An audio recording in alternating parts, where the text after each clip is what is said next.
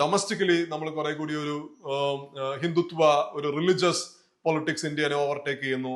മുൻപ് ഇന്ത്യ അറിയപ്പെട്ടിരുന്നത് India was known for it's pluralistic governance structure. അതിന് പകരം കുറെ കൂടി ഹോമോജനൈസ്ഡ് ആയിട്ടുള്ള റിലീജിയസ് ആയിട്ടുള്ള ഒരു ഗവേണൻസ് സ്ട്രക്ചറിലേക്ക് മാറുന്നു. അതിന്റെ ഒരുപാട് പ്രശ്നങ്ങൾ ഇന്ത്യ നേരിടുന്നുണ്ട്. അതുകൊണ്ടാണ് ഞാൻ നേരത്തെ പറഞ്ഞത്, അത് വെസ്റ്റേൺ പെർസെപ്ഷന്റെ കാര്യമായിട്ട് മാത്രമല്ല. If India wants to resolve its problems, if India wants to continue to rise, if India wants to become a major global power, it is an imperative for India to maintain the social balance. അത് ഇന്ത്യയുടെ തന്നെ വളർച്ചയ്ക്ക് ആവശ്യമാണ് ഈ ഒരു social cohesion, social balance എന്ന് പറയുന്നത്. അതിനെ അപ്സെറ്റ് ചെയ്ത് കഴിഞ്ഞാൽ അത് ഇന്ത്യനെ തന്നെയാണ് ബാധിക്കാൻ പോകുന്നത്. ആ തിരിച്ചറിവ് ഇവിടെ നമുക്ക് വേണം.